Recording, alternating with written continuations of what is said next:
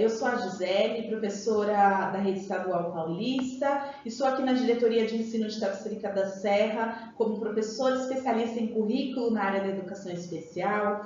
Vou fazer a minha audiodescrição. Eu sou uma mulher branca, cabelos longos castanhos, olhos castanhos, sobrancelhas também escuras, castanhas, tenho covinhas nas bochechas. Estou usando hoje um vestido preto, com um blazer trançado rosa e cinza e com uma tiara de pérola na cabeça rosa e branca. Estou aqui do lado da minha amiga Matilde. Tudo bem, Matilde? Tudo bem, Gisele.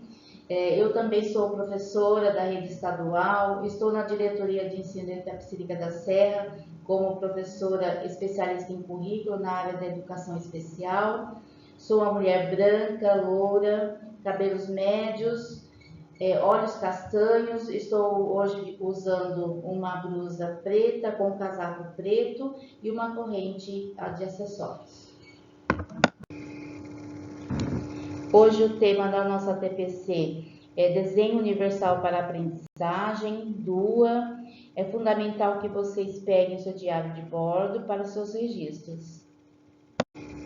Os nossos objetivos da nossa TPC é apresentar o conceito de desenho universal para aprendizagem DUA e apresentar exemplos de práticas pedagógicas fundamentadas nos 3 princípios orientadores e refletir sobre as possibilidades de construção de um planejamento de ensino baseado nos 3 princípios do desenho universal para aprendizagem na Rede Estadual de Ensino de São Paulo. Nessa pauta de hoje, nós iniciamos com a apresentação pessoal e profissional. A partir de agora, faremos uma breve retrospectiva sobre o olhar da educação especial, de como chegamos à proposta do desenho universal para a aprendizagem. Apresentaremos os 3 princípios que embasam a perspectiva do desenho universal para a aprendizagem, o DUA, e apresentaremos possibilidades de práticas pedagógicas e construção de um planejamento de ensino baseado no DUA. Conforme a Matilde nos apresentou no percurso da pauta, nós faremos então uma breve retrospectiva histórica sobre o desenho universal da aprendizagem. Então, de onde nós partimos, né? A educação especial, nós partimos do ponto da educação especial, né? A educação especial, ela era algo paralelo na escola. Ou seja, são estratégias que eram pensadas, estratégias especiais para estudantes especiais. Então, quando a gente fala de educação especial e educação inclusiva, não necessariamente nós estamos falando de sinônimos. Isso é muito importante de destacar. Por quê? Porque a educação especial, ela vinha de um olhar segregatório. Então, era pautada em um modelo clínico, né? Um modelo médico, ou seja, é aquele modelo que olha para as dificuldades dos estudantes, né? E nós estamos agora num modelo, né, num formato, numa perspectiva inclusiva. O que isso significa? Que a gente está considerando um modelo mais social das deficiências, ou seja, é o ambiente que traz a dificuldade, não o estudante, né? Não mais o estudante, era um estudante especial que trazia as dificuldades. Então, a gente está já numa concepção de inclusão escolar e deficiência, não de segregação mais. De práticas, de sair daquele modelo de práticas mais individualizadas, né, segregatórias, para práticas mais universais, que atende todos os estudantes. De sair daquele ambiente segregado para espaços cada vez mais para espaços cada vez menos restritivos, né? Ou seja, mais inclusivos. De pensar um currículo não baseado no déficit, mas sim num currículo mais acessível, num currículo que beneficia todo estudante dentro da sua individualidade. Como surge o DUA, então? A partir de agora, quando eu for me referir a desenho universal da aprendizagem, eu usarei essa nomenclatura. O DUA ele surge na década de 70, né? Surge com um conceito de desenho universal, né? Então, o grande objetivo do DUA na década de 70 era garantir a acessibilidade das pessoas, a remoção de barreiras físicas, né, para que melhorasse a condição dessas pessoas na sociedade. Então, nesse momento, eles começavam a discutir o acesso à locomoção, comunicação, informação e conhecimento das pessoas que tinham alguma condição, alguma deficiência. E aí, na década de 90, alguns estudiosos como Annie Mary e David Rose, eles trazem um aprofundamento, né, para esse conceito estabelecido de acessibilidade. Eles vêm começar a pensar na melhoria do ensino e aprendizagem. Então, eles passam a não focar somente na necessidade, né, de acessibilidade física, mas sim de habilidades do currículo, né? Então, eles pensam em como a gente consegue garantir, né, a aprendizagem dos estudantes. Eles começam a pensar. Então, a partir da década de 90, eles trazem uma ideia do desenho universal para a aprendizagem. Então, não é mais só desenho universal, né? Então, são momentos diferentes, né, históricos diferentes na educação, que você traz um conceito que era um conceito da área mais arquitetônica, né? E você traz esse conceito para a aprendizagem, né? Então, da década de 70 para a década de 90, a grande diferença é essa, né? De que você tem um conceito que estava focado na remoção de barreiras físicas, e aí a gente começa a falar dos outros tipos de barreiras, né? Que tange, né? Que está relacionado à capacidade motora, intelectual, sensorial. Então, é daí que surge o desenho universal para a aprendizagem. E o que significa esse desenho universal para a aprendizagem, né? Desenho está ligado às múltiplas formas, caminhos, desenhos para o ensino. Universal está relacionado ao acesso do currículo por todos, e a aprendizagem ela está baseada na neurociência, nas 3 redes cerebrais para o aprendizado, né? E quando a gente fala de aprendizagem, né, das 3 redes cerebrais, eu lembro muito da questão porque mexe muito com as emoções, na afetividade. Eu lembro muito de Vygotsky, quando ele trata da zona de desenvolvimento proximal, né? Então, é você estimular o estudante para que ele saia da zona de desenvolvimento potencial para a zona de desenvolvimento real. Então, quando você fala de desenho universal para aprendizagem, você está dizendo o seguinte, que são as múltiplas formas, caminhos, né, de acesso ao currículo por todos, baseado, então, nos princípios da neurociência. O DUA, ele é um modelo prático, né, que vai nos ajudar a estruturar o nosso planejamento pedagógico. Ele traz uma ideia para a gente sair desse lugar que a gente tinha historicamente antes na educação, de que tinha uma sala que era uma sala mais fraca, uma sala que era uma sala mais forte. Então, ele vem trazer uma ideia inovadora nesse sentido, né? Ele traz uma ideia de que todos devem ter acesso ao currículo, né? Não importa a sua condição. O DUA, ele está baseado nas 3 redes cerebrais, que nós vamos tratar mais à frente, mais profundamente, tá? Que redes são essas? A rede de reconhecimento, a estratégica e a afetiva, né? Então, são essas 3 redes cerebrais, que são baseadas na neurociência.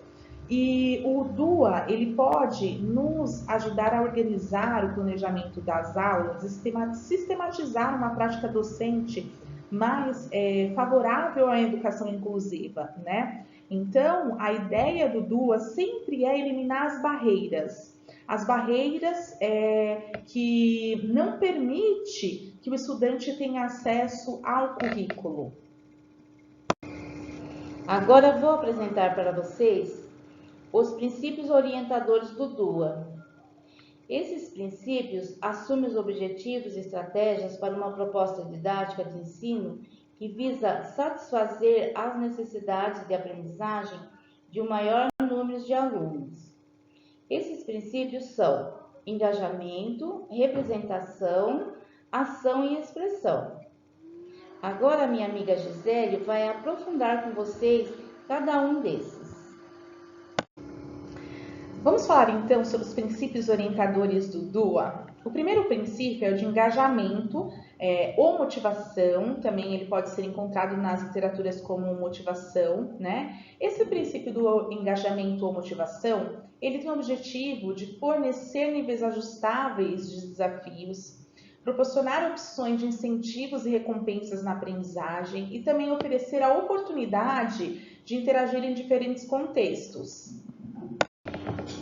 Nós podemos considerar 3 questões para falar do princípio do engajamento ou motivação. Quando eu penso no meu planejamento, e considerando o princípio do engajamento, eu preciso considerar: será que a lição fornece opções que podem ajudar todos os alunos a regular a sua própria aprendizagem? Será que as estratégias que eu estou escolhendo, elas fornecem opções que ajudam todos os alunos a obter esforço e motivação? Será que as atividades fornecem opções que envolvem e interessam a todos os estudantes? Isso porque as minhas atividades, o meu planejamento precisa considerar o interesse dos estudantes. Então, o que eu vou trazer para as aulas precisa chamar a atenção dos estudantes para o meu conteúdo. Eles precisam, as estratégias utilizadas, elas precisam envolver o estudante para a disposição à aprendizagem. O segundo princípio é o da representação. Ele considera que devemos fornecer vários exemplos sobre o mesmo assunto ao longo das aulas. Precisamos apresentar de acordo com os estilos de aprendizagem da turma, pois quanto mais possibilidades nós fornecemos aos estudantes, mais aprendizado terá. Esse princípio é pautado no próprio ato de ensinar. Ele considera que cada um tem uma maneira específica de aprender. Alguns alunos aprendem de forma mais visual, outra de forma mais auditiva, outros precisam da discussão.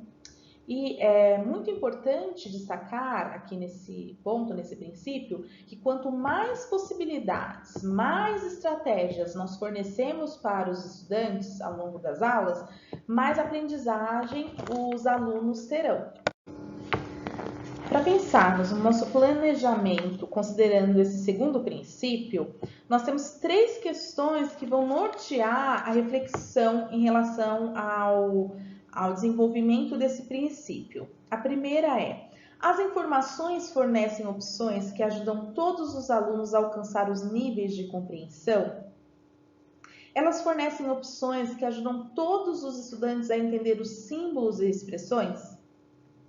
Elas fornecem opções que ajudam todos os alunos a perceber o que precisa ser aprendido? Então, esse princípio, ele deixa bem claro que o professor, ele precisa pensar na diversidade da sala de aula. Ele precisa pensar em diversas estratégias para conseguir alcançar a compreensão dos estudantes em determinado conteúdo ou habilidade que ele está trabalhando. Ou seja, de acordo com o princípio da representação, nós devemos abolir a ideia de que uma atividade é suficiente para toda a turma. É o contrário, nós podemos apresentar 2 ou mais atividades variadas para o grupo, de acordo com os perfis dos subgrupos da classe. Nós precisamos considerar, obviamente, os objetivos de aprendizagem. Entender que quando planejamos uma aula, planejamos uma atividade, nós precisamos considerar a diversidade. O terceiro e último princípio, ele é o da ação e expressão. Ele considera que devemos fornecer várias possibilidades de apresentar o conteúdo aprendido.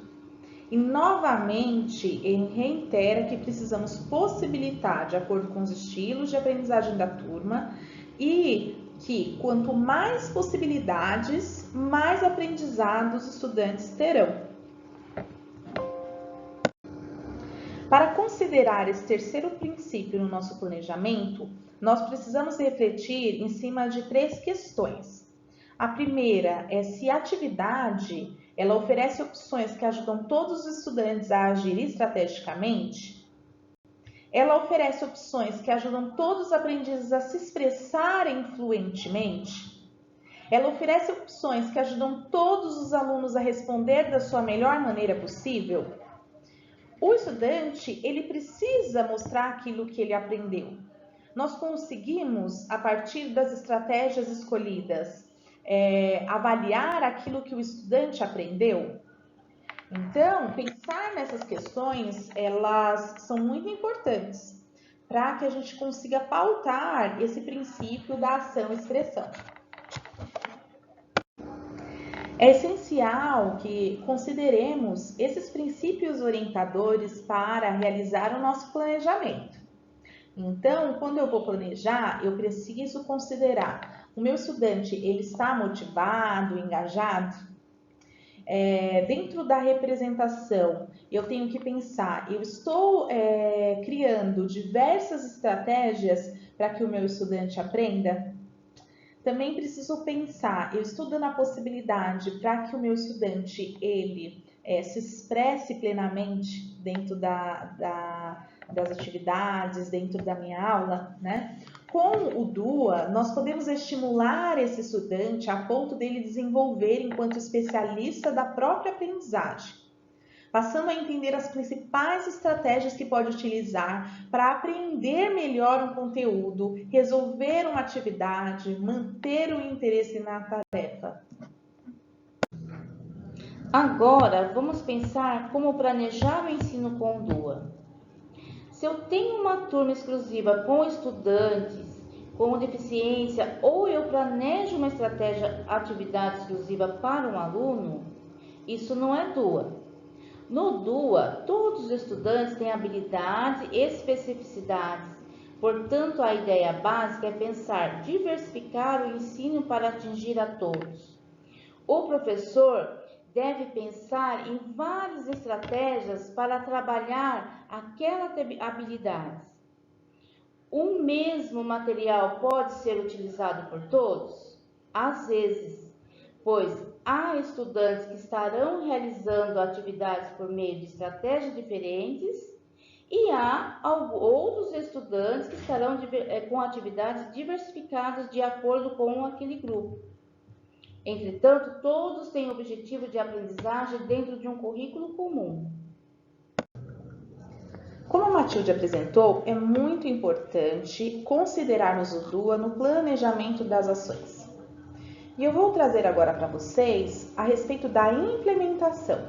Então, eu saio do planejamento e vou para a prática. Então, como eu implemento o ensino com o desenho universal para a aprendizagem? Então, para que isso aconteça, eu preciso pensar na construção de uma cultura inclusiva de colaboração na escola. Eu preciso colaborar para o desenvolvimento dessa cultura inclusiva. Eu preciso propor espaços de troca e compartilhamento. Eu preciso chamar a família para participar dos processos de ensino e aprendizagem. Eu também devo fazer parcerias com profissionais especializados.